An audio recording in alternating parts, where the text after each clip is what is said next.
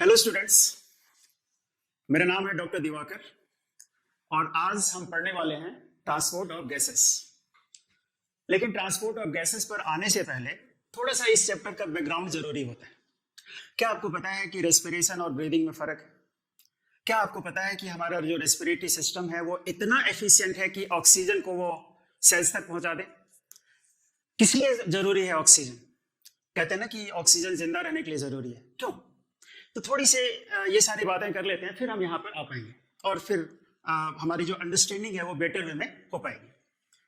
सबसे पहले मैं बताऊं कि रेस्पिरेशन और ब्रीदिंग में डिफरेंस ये है कि breathing is a part of respiration. Respiration में बहुत सारे स्टेप्स होते हैं, उसमें जो पहला स्टेप है वो है ब्रीदिंग, जो exchange of gases between atmospheric air and alveolar air. Alveolar air और एटमॉस्फेरिक एयर के बीच जो गैसेस एक्सचेंज होता है उसको हम क्या कहते हैं? ब्रीदिंग कहते हैं। उसके बाद बहुत सारे स्टेप्स हैं, उन्हीं में से एक स्टेप है ट्रांसपोर्ट ऑफ गैसेस। दूसरी बात जो हमने आपको बताई थी, क्या लगता है कि हमारा जो ब्रीदिंग सिस्टम है, हमारा जो रेस्पिरेटरी सिस्टम है, वो इतना एडवांस है कि हमारे सारे सेल्स तक वो ऑक्सीजन पहुंचा दे। जैसे कि कॉकरोच में आपने सुना होगा, कॉकरोच में आपने पढ़ा होगा आपके सिलेबस में कि कॉकरोच का जो ट्रैकियल सिस्टम है, वो ट्रैकियल सिस्टम और उसकी जो ब्रांचेस हैं वो हर सेल को इनर्वेट करती है, हर सेल को ऑक्सीजन डायरेक्टली पहुंचा देती है without the assistance of blood. Because cockroach के ब्लड में तो कोई पिगमेंट है ही नहीं, हीमोग्लोबिन है ही नहीं, कोई भी रेस्पिरेटरी पिगमेंट नहीं है। और हर लिविंग सेल को जिंदा रहने के लिए क्या चाहिए? ऑक्सीजन चाहिए। वो ऑक्सीजन उसे कैसे मिलेगा? वो ऑक्सीजन कैसे मिलेगा? तो ट्रैकिया और उसकी जो ब्रांचेस हैं वो ऑक्सीजन को डायरेक्टली सेल्स तक पहुंचाती है। हमारा रेस्पिरेटरी सिस्टम स्ट्रक्चरली इतना कॉम्प्लेक्स नहीं है, तो it takes the assistance of circulatory system. हम जो ऑक्सीजन इनहेल करते हैं वो ऑक्सीजन एल्वियोलाई तक जाता है, लेकिन उसके बाद की जो जर्नी है, एल्वियोलाई से वो डिफ्यूज होकर के ब्लड में आता है और ब्लड उसे लेके कहा जाता है सेल्स तक। अब बोलो कि बगैर सर्कुलेटरी सिस्टम के असिस्टेंस के हर सेल को ऑक्सीजन मिल पाएगा क्या? आंसर है नहीं मिल पाएगा। तो हमारा जो रेस्पिरेटरी सिस्टम है उसके लिमिटेशंस है और उसी लिमिटेशन को पूरा करने के लिए हमारा सर्कुलेटरी सिस्टम है। एक्चुअली जो सर्कुलेटरी सिस्टम है और रेस्पिरेटरी सिस्टम है ये कॉम्प्लीमेंट्री है, एक दूसरे को असिस्ट करते हैं। तीसरी बात जो हमने आपसे पूछी थी कि ऑक्सीजन की रिक्वायरमेंट क्यों है, क्यों ऑक्सीजन हमारे जिंदा रहने के लिए जरूरी है? तो ऑक्सीजन जिंदा रहने के लिए इसलिए जरूरी है कि ऑक्सीजन के प्रेजेंस में फूड का ऑक्सीडेशन होता है। आपने खाना खाया, वो फूड डाइजेस्ट हुआ, जैसे आपने कार्बोहाइड्रेट लिया तो कार्बोहाइड्रेट आपके एलिमेंट्री कैनाल में डाइजेस्ट हुआ और डाइजेस्ट होने के बाद वो एब्जॉर्ब होकर के कहाँ आया? ब्लड। आपने जो ऑक्सीजन इनहेल किया वो आपके एल्वियोलाई में गया, एल्वियोलाई से डिफ्यूज होकर के कहाँ आया? ब्लड। तो ब्लड में ग्लूकोज भी आ गया, ब्लड में ऑक्सीजन भी आ गया। ब्लड इन दोनों को पहुंचा देगा कहाँ तक? सेल तक। और सेल्स में जाकर के इस ऑक्सीजन के प्रेजेंस में उस ग्लूकोज का ऑक्सीडेशन होता है और उस ऑक्सीडेशन के कारण एनर्जी लिबरेट होती है and that energy is trapped by ADP for formation of ATP। हम कोई भी काम करते हैं, हमारा हार्ट पंप कर रहा है, हमारा किडनी जो है वो यूरिन बना रहा है, हमारा जो न्यूरॉन है वो इंपल्स जनरेट कर रहा है। इसमें ऐसा लगता है कि कोई भी एक्टिविटी ऐसी है, कोई भी ऐसी एक्टिविटी है जो बगैर एनर्जी की होगी? नहीं। तो रेस्पिरेशन जो है वो एनर्जी यील्डिंग प्रोसेस है। हम जो ऑक्सीजन इनहेल करते हैं वो ऑक्सीजन फूड पार्टिकल्स को ऑक्सीडाइज करने में यूज होता है, उसके ऑक्सीडेशन से एनर्जी रिलीज होगी और वो एनर्जी जो है हम डिफरेंट जो हमारी बॉडी की एक्टिविटीज हैं, चाहे वो मसल को कॉन्ट्रैक्ट करना हो, चाहे वो नर्व को इंपल्स जनरेट करना हो, किडनी को यूरिन बनाना हो, हर एक्टिविटी में एनर्जी की रिक्वायरमेंट होगी और रेस्पिरेटरी सिस्टम हमारा उस एनर्जी की रिक्वायरमेंट को पूरा करता है। तो इसलिए ऑक्सीजन की रिक्वायरमेंट है हमारे में। ट्रांसपोर्ट ऑफ गैसेस जो टॉपिक है ये नीट पॉइंट ऑफ व्यू से बहुत ही इंपॉर्टेंट टॉपिक है। और जब हम ट्रांसपोर्ट ऑफ गैसेस की बात करते हैं तो दो रेस्पिरेटरी गैसेस की बात करते हैं, transport of oxygen and transport of carbon dioxide. Oxygen का ट्रांसपोर्ट हो या कार्बन डाइऑक्साइड का ट्रांसपोर्ट हो, ये ट्रांसपोर्ट ब्लड से होता है। तो ब्लड में तो बहुत सारे कंपोनेंट्स हैं, क्या सारे कंपोनेंट ब्लड के गैसेस ट्रांसपोर्ट में हेल्प करते हैं? आंसर है नो। तो कौन कौन सा पार्ट? ब्लड का दो पार्ट जो हेल्प करता है इस ट्रांसपोर्ट मैकेनिज्म में वो है प्लाज्मा और आरबीसी। फर्क ये है कि प्लाज्मा जो है it takes major role in the transport of carbon dioxide, और आरबीसी जो है ये मेजर रोल प्ले करता है for the transport of oxygen. ऐसा क्यों? इसका भी एक कारण है। इसका क्या कारण है? इसका कारण आप देखिए, इसका कारण ये है कि प्लाज्मा का मेजर पार्ट क्या होता है? वाटर होता है, और वाटर में जो ऑक्सीजन की सॉल्युबिलिटी है वो बहुत ज्यादा है, बहुत पुअर है। कार्बन डाइऑक्साइड की सॉल्युबिलिटी ज्यादा है, तो कार्बन डाइऑक्साइड की 20 टाइम्स ज्यादा सॉल्युबिलिटी होती है वाटर में एज कंपेयर टू ऑक्सीजन। इसलिए plasma plays major role in the transport of carbon dioxide and poor role या minor role in the transport of oxygen. RBC का जो फंक्शनल स्ट्रक्चर होता है वो होता है हीमोग्लोबिन, और हीमोग्लोबिन की एफिनिटी कार्बन डाइऑक्साइड के लिए कम है, रिलेटिवली ऑक्सीजन के लिए ज्यादा है। इसलिए haemoglobin plays major role in the transport of oxygen and minor role in the transport of carbon dioxide. ठीक है, तो हम यहाँ पर आज की क्लास में हम ऑक्सीजन का ट्रांसपोर्ट करेंगे कि ऑक्सीजन का ट्रांसपोर्ट ब्लड से कैसे होता है। तो ऑक्सीजन के ट्रांसपोर्ट में देखो प्लाज्मा का रोल क्या है? माइनर है। How much? Only 3%। Only 3% oxygen is transported by plasma and 97% oxygen is transported by RBC. RBC मतलब हीमोग्लोबिन। कारण क्या था?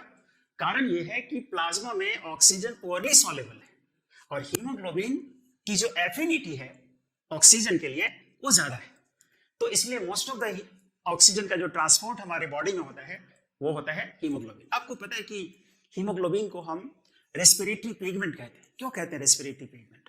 आपको लगता है कि हीमोग्लोबिन का ट्रांसपोर्टेशन के अलावा और कोई रोल है? आंसर है no. This is the reason why it is called respiratory pigment. इसको रेस्पिरेटरी पिगमेंट इसीलिए कहते हैं कि ये ट्रांसपोर्ट में इन्वॉल्व है, O2 के भी ट्रांसपोर्ट में और कार्बन डाइऑक्साइड के भी ट्रांसपोर्ट में। लेकिन मेजर रोल किसके ट्रांसपोर्ट में है? हीमोग्लोबिन का मेजर रोल है ऑक्सीजन के ट्रांसपोर्ट में। अब क्योंकि हीमोग्लोबिन मेजर रोल प्ले करता है ऑक्सीजन के ट्रांसपोर्ट में, तो थोड़ा सा हीमोग्लोबिन का स्ट्रक्चर समझिए। हीमोग्लोबिन के दो मेन पार्ट है। हीमोग्लोबिन एक कॉन्जुगेट प्रोटीन है। कॉन्जुगेट प्रोटीन किसको कहते हैं? कॉन्जुगेट प्रोटीन कहते हैं जिसमें प्रोटीन के अलावा कुछ और भी पार्ट हो, और वो पार्ट क्या है? हीम है। ये नॉन प्रोटीन पार्ट है। Non protein part is heme and protein part is globin. Globin is protein, तो obviously it is made up of what? It is made up of polypeptide. तो इसमें दो तरह के पॉलीपेप्टाइड्स हैं। एक को हम अल्फा पॉलीपेप्टाइड कहते हैं जिनके नंबर 2 है, एक को बीटा पॉलीपेप्टाइड कहते हैं जिनके नंबर 2 है। तो 2 alpha and 2 beta polypeptides. In alpha polypeptide किस चीज के बने हैं? एमिनो एसिड्स के बने। तो एमिनो एसिड्स का नंबर अल्फा में होता है 141। एक अल्फा में 2 है तो इसको डबल करना पड़ेगा, और एक बीटा में होता है 146, तो 2 है तो इसको भी डबल करना पड़ेगा। तो टोटल नंबर आप इसको ऐड कर सकते हैं। एक बार ये सवाल पहले, अब तो एम्स अलग से नहीं होता, लेकिन पहले ये सवाल आ चुका है कि एक हीमोग्लोबिन मॉलिक्यूल में कितने एमिनो एसिड्स होते हैं। It is around 574 amino acids. इसको ऐड करोगे तो, क्योंकि 2 है तो दोनों को जोड़ दोगे तो 574 एमिनो एसिड्स होते हैं। तो दिस इज प्रोटीन पार्ट। और हीम 2 चीज का बना होता है, इसमें आयरन है, और नॉन आयरन पार्ट को पोरफायरिन कहते हैं। Porphyrin is टेट्रापायरोल। टेट्रा का मतलब क्या होता है? 4। तो इसमें 4 पायरोल रिंग होता है, दैट्स व्हाई टेट्रापायरोल। इसलिए हमें हीम को डिफाइन करना होता है। तो हम कैसे डिफाइन करते हैं कि haem is iron containing porphyrin. Iron containing porphyrin को हम क्या बोलते हैं? हीम बोलते हैं। इसमें आयरन है और टेट्रापायरोल है।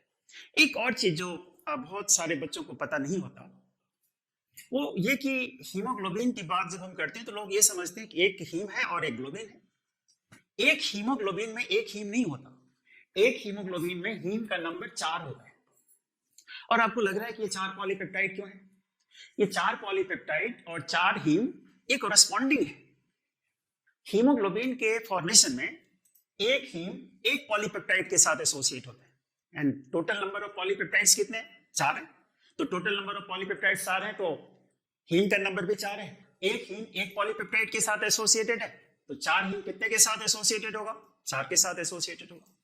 तो ये जो है हीमोग्लोबिन का ओवरऑल स्ट्रक्चर है। अब हीम में जो 2 पार्ट है, एक हीम है और एक ग्लोबिन है। ग्लोबिन पार्ट जो है ये CO2 के ट्रांसपोर्ट में एसोसिएटेड है और हीम पार्ट ऑक्सीजन के ट्रांसपोर्ट में एसोसिएटेड है। क्योंकि अभी हमने क्या कहा था, क्योंकि हीमोग्लोबिन दोनों के ट्रांसपोर्ट में एसोसिएटेड है, O2 भी और CO2 भी। लेकिन आपको लगता है कि दोनों गैसेस जो हैं ऑक्सीजन और कार्बन डाइऑक्साइड, इनका ट्रांसपोर्ट दोनों कंपोनेंट से होता है? नो। क्लोरीन के साथ एसोसिएट होता है CO2 और हीम के साथ एसोसिएट होता है O2। ठीक है, इस तरह से आप इसके ट्रांसपोर्ट को देखो कि एक हीमोग्लोबिन मॉलिक्यूल में कितने हीम ग्रुप्स हैं? 4 हीम ग्रुप हैं। एक हीमोग्लोबिन में 4 हीम ग्रुप है, ये 4 हीम ग्रुप है। Hb4 जब हम लिखते हैं, जैसे Hb लिखते हैं तो वो सिंबॉलिक है, वो सिंबॉलिक है, हीमोग्लोबिन का सिंबल है Hb, लेकिन उसके सही लिखने का तरीका क्या है? Hb4 है। क्यों? इससे ये पता चलता है कि एक हीमोग्लोबिन के मॉलिक्यूल में 4 हीम ग्रुप्स प्रेजेंट है और क्योंकि एक हीमोग्लोबिन के साथ बाइंड करता है, एक ऑक्सीजन के साथ बाइंड करता है, तो एक हीमोग्लोबिन कितने ऑक्सीजन के साथ बाइंड करेगा? 4 के साथ। तो लेकिन ये 4 के साथ जो बाइंडिंग होती है, ये जो 4 के साथ बाइंडिंग होती है, आपको क्या लगता है एक बार में बाइंडिंग होती है? No, answer is no. एक बार में ये बाइंडिंग नहीं होती, बाइंडिंग एक एक करके होती है। कैसे होती है? देखो, पहला मॉलिक्यूल हीमोग्लोबिन का, इसका कारण भी बताऊंगा कि एक एक करके बाइंडिंग क्यों होती है, एक साथ बाइंडिंग क्यों नहीं हो जाती।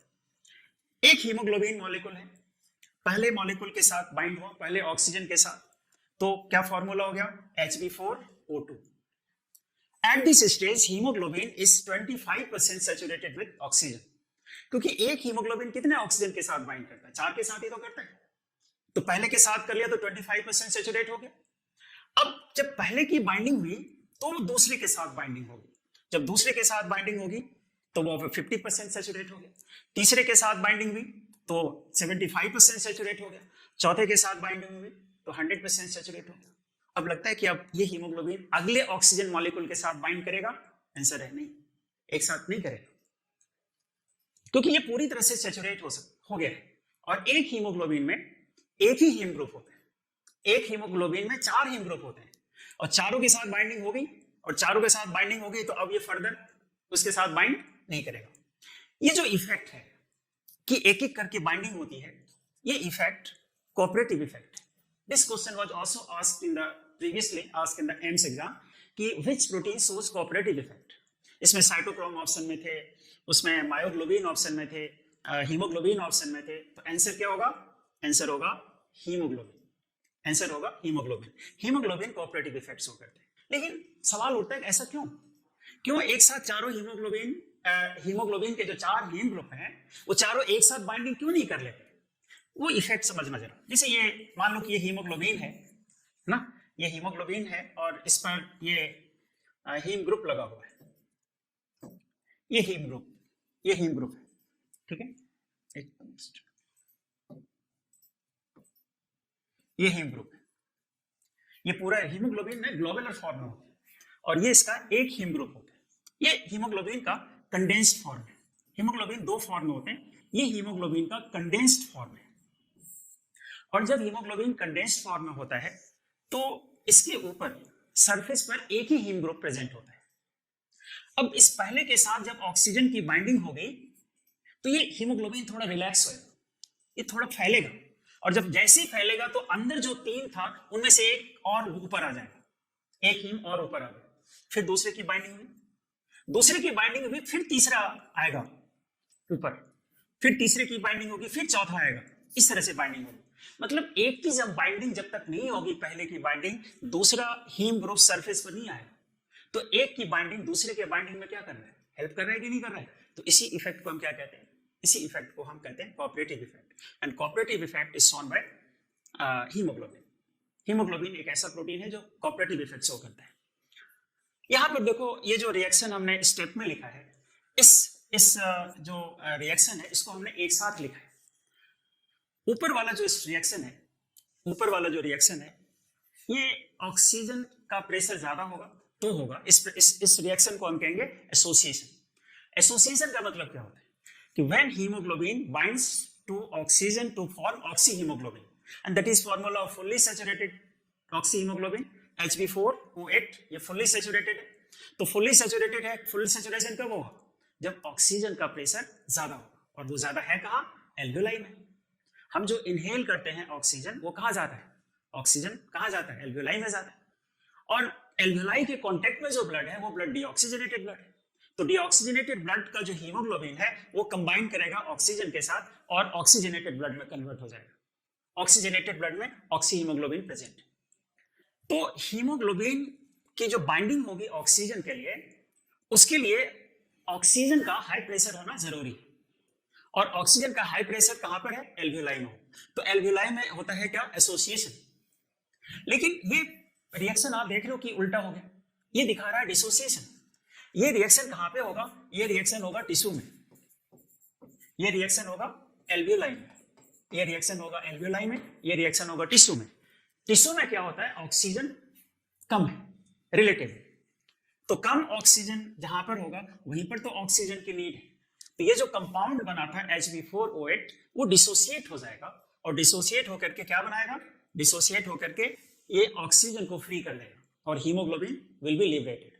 और वही हीमोग्लोबिन अब कार्बन डाइऑक्साइड के साथ बाइंड करके फिर वो उसको लेके आएगा लंग्स तक। तो एसोसिएशन, ये क्वेश्चन बहुत इंपॉर्टेंट क्वेश्चन होता है कि ऑक्सी हीमोग्लोबिन का जो फॉर्मेशन हुआ वो एसोसिएशन के कारण हुआ। ऑक्सी हीमोग्लोबिन का डिसोसिएशन हुआ, वो जो डिसोसिएशन हो रहा है टू लिबरेट ऑक्सीजन, इसके लिए सबसे इंपॉर्टेंट फैक्टर कौन होता है? तो सबसे इंपॉर्टेंट फैक्टर होता है ऑक्सीजन। ऑक्सीजन का प्रेशर यदि ज्यादा है तो एसोसिएशन होगा, ऑक्सीजन का प्रेशर यदि कम है तो डिसोसिएशन होगा। Association and dissociation. तो हमने क्या देखा यहाँ पर कि एक हीमोग्लोबिन का जो मॉलिक्यूल है वो 4 ऑक्सीजन के साथ बाइंड करते हैं। लेकिन इसको हम एक और टर्म में जानने की कोशिश करते हैं कि 1 ग्राम, आपको ये चीज पता है कि ब्लड में बहुत सारे कंपोनेंट होते हैं, ब्लड में बहुत सारे कंपोनेंट्स होते हैं, बाकी सारे कंपोनेंट को हम मिलीग्राम में मेजर करते हैं, लेकिन हीमोग्लोबिन को हम मेजर करते हैं ग्राम में। अब कभी सीबीसी देखना, जो कंप्लीट ब्लड काउंट का, ब्लड का जो रिपोर्ट होता है उस पर हीमोग्लोबिन की वैल्यू ग्राम में दी होती है। तो 1 ग्राम हीमोग्लोबिन कितने के साथ बाइंड करता है? 1.34 ml ऑफ O2। ये वैल्यू है, 1 gram haemoglobin binds to 1.34 ml of O2। अब हमें ब्लड में देखना है कि हमारे ब्लड में कितना हीमोग्लोबिन है। तो एक स्टैंडर्ड वैल्यू हम ये मानते हैं कि हमारे ब्लड में 15 ग्राम हीमोग्लोबिन होता है इन 100 ml ऑफ ब्लड। तो एक ऐसा ब्लड का सैंपल, 100 ml ब्लड का सैंपल जिसमें 15 ग्राम हीमोग्लोबिन है, वो कितने ऑक्सीजन को कैरी करेगा? तो इसको हम मल्टीप्लाई कर देंगे किससे? 1.34 से मल्टीप्लाई कर देंगे, क्योंकि 1 ग्राम कैरी करता है 1.34, तो 15 ग्राम कितना कैरी करेगा? तो इसको मल्टीप्लाई कर देंगे, तो this comes around 20 ml O2 पर 100 ml ऑफ ब्लड, पर 100 ml of blood. 100 ml blood 20 ml O2 को कैरी करता है। तो इस तरह से आपके क्वेश्चंस आ जाएंगे कि भाई मान लो कि हमारे बॉडी में 5 लीटर ब्लड है, तो उसकी ऑक्सीजन कैरिंग कैपेसिटी क्या होगी? तो इसी तरह से आप निकाल सकते हैं। आपको 100 ml का वैल्यू पता है कि 100 ml 20 ml को कैरी कर रहा है, तो 5 लीटर कितना करेगा? पहले 1000 आप ml का निकाल लो तो 1 लीटर हो गया। इसी तरह से 5 लीटर का आप निकाल सकते हैं। लेकिन ये तो कैरिंग कैपेसिटी है, ये तो कैरिंग कैपेसिटी है। एक लाइन आप देखना एनसीईआरटी बुक में लिखा हुआ है, लास्ट में इसी वाले सेक्शन में, ट्रांसपोर्ट वाले सेक्शन में आप एंड में देखोगे तो वहां पर क्या है? वहां पर आप पाओगे एक लाइन लिखी हुई है कि 100 ml ब्लड टिश्यू को कितना डिलीवर करता है? तो वो वैल्यू है 5 ml। टिश्यू को कितना डिलीवर करता है? 5 ml blood O2 is delivered to the tissue. 5 ml blood is delivered to the tissue. तो ये 20 ml को कैरी करके ले जा रहा है, 5 ml वो डिलीवर कर रहा है, तो कितना परसेंट डिलीवर कर रहा है? 20 का 5 ml कितना होगा? 25%। तो उस केस में 100% जो सैचुरेटेड हीमोग्लोबिन था उसका सैचुरेशन लेवल कितना रह जाएगा? 75% रह जाएगा, और उसने डिलीवर कितना कर दिया? 5 ml। लेकिन एक बात तो एनसीईआरटी बुक में लिखी हुई है, दूसरी बात नहीं लिखी हुई है।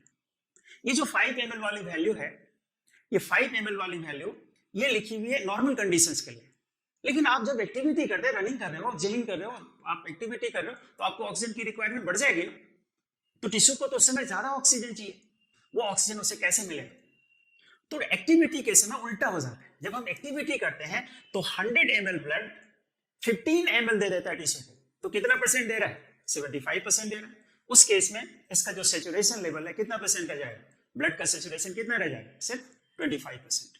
तो दो डिफरेंट कंडीशंस में दो डिफरेंट तरह से डिलीवरी होती है, किसको? टिश्यूज को डिलीवरी होती है।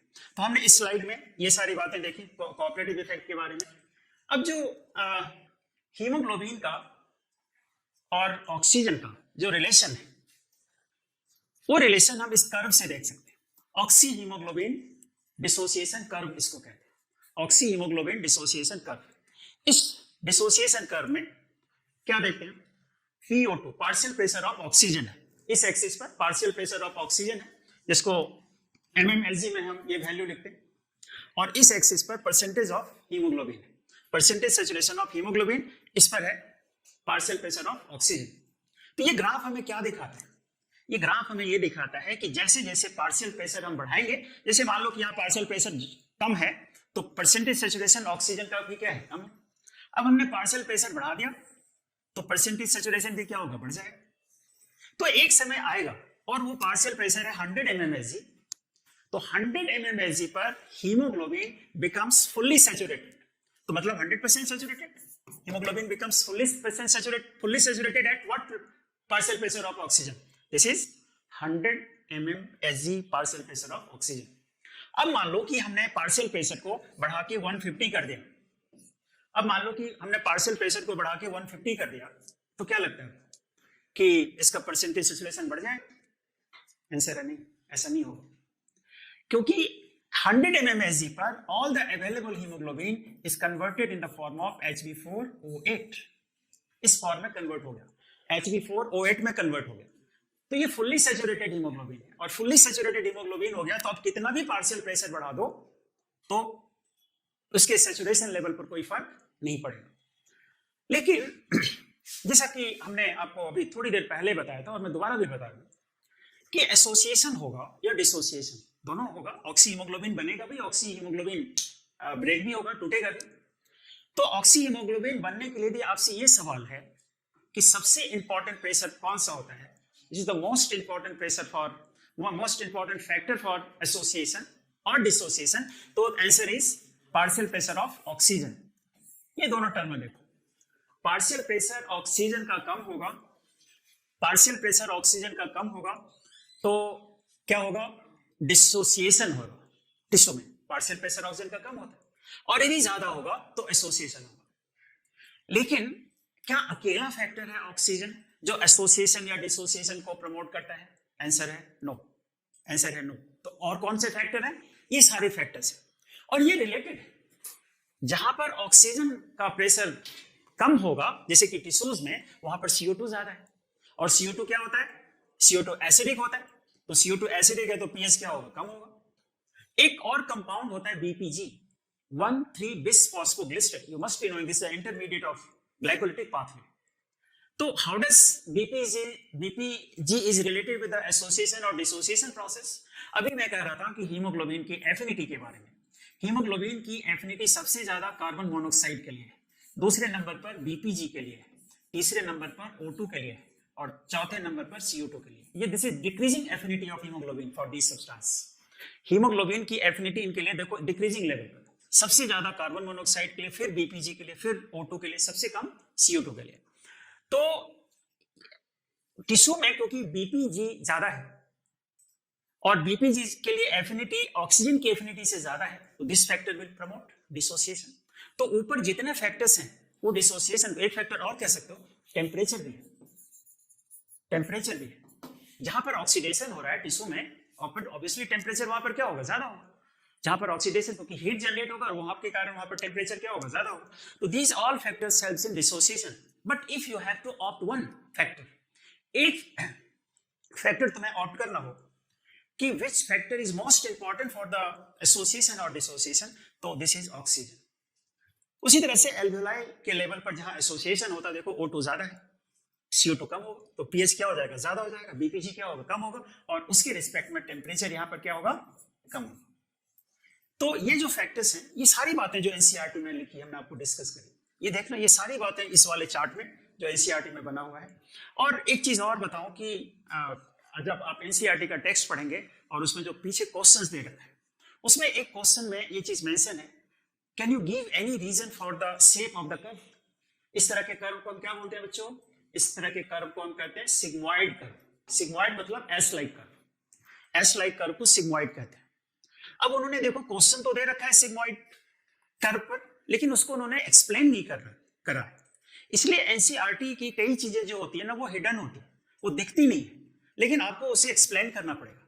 और इसीलिए मैंने आपको कोऑपरेटिव इफेक्ट बताया था। हमने आपको एक भी चीज फालतू नहीं बताई है जो आपके लेवल के बच्चों को नहीं जानना चाहिए। लेकिन कुछ चीजें एनसीईआरटी में हिडन है, क्योंकि आजकल जो फोकस है एग्जाम का वो ज्यादा एनसीईआरटी पर है। तो एनसीईआरटी में सारी चीजें खुल के नहीं लिखी हुई, बहुत सारी बातें हिडन है। हमें उन हिडन को, हम टीचर्स का रोल यही है कि उन हिडन जो चीजें हैं उनको मैं बाहर निकालना है और वो आप तक लेके आना है। तो इसमें क्या होगा कि कोऑपरेटिव इफेक्ट से आपको पता चलेगा कि इसका शेप सिग्मॉइड क्यों होता है। ऐसा होता है कि अभी हमने क्या बताया कि एक हीमोग्लोबिन 4 ऑक्सीजन के साथ बाइंड करता है, लेकिन क्या चारों के साथ एक साथ बाइंड करता है? आंसर है नो। पहले मॉलिक्यूल के साथ बाइंडिंग मान लो यहां पर हुई, तब दूसरे मॉलिक्यूल की बाइंडिंग यहां पर होगी, तीसरे की बाइंडिंग यहां पर हुई, चौथे की बाइंडिंग यहां पर हुई। यदि ये ऐसा होता कि चारों के चारों मॉलिक्यूल हीमोग्लोबिन के एक साथ बाइंड कर लेते, तो ये शेप इस तरह से हो सकता, सिग्मॉइड कर्व नहीं होकर के स्ट्रेट जाता, लेकिन ऐसा नहीं होता है। This is the reason of sigmoidal shape, कि चारों जो ऑक्सीजन के मॉलिक्यूल हैं वो एक साथ बाइंड नहीं करते, बाइंडिंग एक एक करके होती है, इसलिए इस तरह स्ट्रेट नहीं जाकर के कर्व इस तरह की तरफ जाता है। तो this is again very important कि टिश्यू के लेवल पर और एल्वेलाई के लेवल पर कौन कौन से फैक्टर्स हैं। अब एक चीज करेंगे, एक दो चीज एक्स्ट्रा करेंगे जो एनसीईआरटी में डायरेक्टली तो नहीं है, लेकिन ये क्वेश्चंस पूछे जाते हैं। इसमें से एक क्वेश्चन है बोर इफेक्ट क्या होता है। बोर इफेक्ट, बोर के बारे में आप केमिस्ट्री वगैरह में पढ़ते हैं, यहाँ पर दूसरे एस्पेक्ट में Bohr's effect. This is called as the right shift of the curve at the level of tissues where CO2 is more और pH is less। देखो, ये नॉर्मल कर्व है ऑक्सी हीमोग्लोबिन कर्व कि हीमोग्लोबिन पूरी तरह से saturated है, लेकिन बोर ने, और इसके लिए हमने सबसे इंपॉर्टेंट फैक्टर बताया एसोसिएशन के लिए, क्या है? ऑक्सीजन। लेकिन बोर ने डिस्कवर किया कि ठीक है, oxygen is most important factor for association, लेकिन दूसरे फैक्टर्स भी हैं जो एसोसिएशन या डिसोसिएशन में हेल्प करते हैं। And one of the factor is carbon dioxide, partial pressure of carbon dioxide. और कार्बन डाइऑक्साइड ज्यादा होगा तो पीएच क्या होगा? कम होगा। कार्बन डाइऑक्साइड ज्यादा कहां पर है बच्चों? कार्बन डाइऑक्साइड ज्यादा है टिश्यू में। तो देखो, वो ऑक्सीजन भी कम है लेकिन कार्बन डाइऑक्साइड ज्यादा है, और जहां पर कार्बन डाइऑक्साइड ज्यादा है वहां पर पीएच क्या होगा? कम होगा। तो उन्होंने ये डिस्कवर किया कि जहां पर कार्बन डाइऑक्साइड ज्यादा होता है या पीएच कम होता है, ये जो ऑक्सी हीमोग्लोबिन डिसोसिएशन कर्व है ये राइट की तरफ मूव कर जाता है। तो राइट की तरफ मूव करने का क्या एडवांटेज हुआ? अब देखो, परसेंटेज सैचुरेशन हीमोग्लोबिन का पहले ज्यादा था, और ये अब परसेंटेज सैचुरेशन हीमोग्लोबिन का क्या हो गया? कम हो गया। कम हो गया, इसका मतलब क्या हुआ? इसका मतलब हुआ कि ऑक्सीजन मॉलिक्यूल डिलीवर्ड हुए, वो डिलीवर्ड किसको हुए? टिश्यू को हुए। ये जो शिफ्टिंग होती है राइट की तरफ eight the level of tissue in the presence of high partial pressure of carbon dioxide और low pH is described as Bohr effect। Bohr effect को डिफाइन करना हो तो आप ऑक्सीजन को कंसीडर करने की जरूरत नहीं, you have to focus on carbon dioxide, या फिर पीएच को कर लो। कार्बन डाइऑक्साइड ज्यादा है तो ऑब्वियसली पीएच क्या होगा? कम होगा। तो this is Bohr effect. Bohr effect के कारण क्या होता है? एसोसिएशन नहीं होता। बोर इफेक्ट के कारण क्या होता है? डिसोसिएशन होता है। एक चीज बस आखिर में, एक चीज और बताऊंगा, कुछ एक कंडीशन होते हैं जिसमें लेफ्ट शिफ्ट होता है कर्व का। ये देखो, सब में ये लेफ्ट की तरफ मूव कर रहा है, ये लेफ्ट की तरफ मूव कर रहा है, ये कर्व लेफ्ट की तरफ। अभी तो राइट शिफ्ट बताया, लेफ्ट शिफ्ट का क्या मतलब है? पहला देखिए आप, कार्बन मोनोऑक्साइड। अभी हमने क्या बताया था कि कार्बन मोनोऑक्साइड के लिए जो हीमोग्लोबिन की एफिनिटी होती है वो लगभग 300 टाइम्स ज्यादा होती है ऑक्सीजन की एफिनिटी से। एक वैल्यू डिराइव की गई है कि ऑक्सीजन का पार्शियल प्रेशर यदि 24 mmHg होगा, ये डिराइव की हुई वैल्यू है। इसको कुछ बुक्स में 25 भी लिखा होता है, वो एक्चुअली 24 है। यदि 24 mmHg ऑक्सीजन का पार्शियल प्रेशर है तो इस पर हीमोग्लोबिन जो है वो 50%, ये इस पर जो हीमोग्लोबिन है का जो सेचुरेशन होगा ऑक्सीजन के पार्शियल प्रेशर पर, ये अराउंड 30 to 40% होगा। इसको डिराइव किया गया, एक्चुअली ये 50%, ठीक है, 50% सेचुरेशन 24 mmHg पर होती है ऑक्सीजन का। लेकिन आप देखो कि कार्बन यही 50% सेचुरेशन यदि हम कार्बन मोनोऑक्साइड के रिस्पेक्ट में लें, तो यदि कार्बन मोनोऑक्साइड का जो प्रेशर है 0.5 mmHg हो, सिर्फ 0.5 mmHg partial pressure of carbon monoxide, तो हीमोग्लोबिन 50% कार्बन मोनोऑक्साइड के साथ सेचुरेटेड हो जाता है। आपने पढ़ा होगा कि जो कार्बन मोनोऑक्साइड पॉइजनिंग होती है, एक बंद कमरा है, उस पर आप लकड़ी जला के सो गए, कोई वेंटिलेशन नहीं है, तो लकड़ी के जलने से क्या प्रोड्यूस हो रहा है? लकड़ी के जलने से कौन सा गैस निकल रहा है? कार्बन मोनोऑक्साइड निकल रहा है। अब हीमोग्लोबिन की एफिनिटी, क्योंकि कार्बन मोनोऑक्साइड के लिए ज्यादा है, तो कार्बन मोनोऑक्साइड के लिए ज्यादा है, तो कार्बन मोनोऑक्साइड के साथ वो बाइंड कर जाएगा, और अब ऑक्सीजन के साथ बाइंडिंग हो नहीं रही, तो टिश्यूज को ऑक्सीजन मिलना क्या होगा? बंद हो जाएगा, और उसके कारण डेथ भी हो सकती है। इसलिए ऐसा कहा जाता है कि बंद कमरे में कभी भी लकड़ी जला के नहीं सोना चाहिए जिसमें वेंटिलेशन ना हो। तो कार्बन मोनोऑक्साइड का जो कर्व है वो हीमोग्लोबिन ऑक्सीजन के कर्व के रिस्पेक्ट में किधर है? लेफ्ट की तरफ। क्यों? क्योंकि 24 mmHg ऑक्सीजन का पार्शियल प्रेशर होगा, तो हीमोग्लोबिन 50% सेचुरेटेड होगा, लेकिन यही सिर्फ 0.5 mmHg है, तो 0.5 तो 24 के पहले है ना, तो इसका कर्व किधर होगा? लेफ्ट की ओर। एक और कर्व देखो जो लेफ्ट की तरफ होता है, and this is myoglobin. Myoglobin you must be knowing, myo का मतलब क्या होता है? मसल्स होता है। तो मसल्स के हीमोग्लोबिन को, मसल्स के अंदर मायोग्लोबिन ऑक्सीजन को स्टोर करके रखता है। और मायोग्लोबिन और हीमोग्लोबिन में एक बेसिक फर्क यह है कि मायोग्लोबिन में एक ही हीम ग्रुप होता है, दो हीम ग्रुप नहीं होता, चार हीम ग्रुप नहीं होता हीमोग्लोबिन की तरह, एक ही हीम ग्रुप है। और एक ही हीम ग्रुप है, तो वो क्या होगा? एक ही ऑक्सीजन के साथ बाइंड करेगा। इसलिए कर्व देख लो, स्ट्रेट जाता है। इस कर्व को रेक्टेंगुलर हाइपरबोला कहते हैं। ये सवाल आता है कि जो शेप है सिग्मॉइड और रेक्टेंगुलर हाइपरबोला किसका हुआ? तो मायोग्लोबिन का जो कर्व का शेप है वो कैसा होता है? Rectangular hyperbola.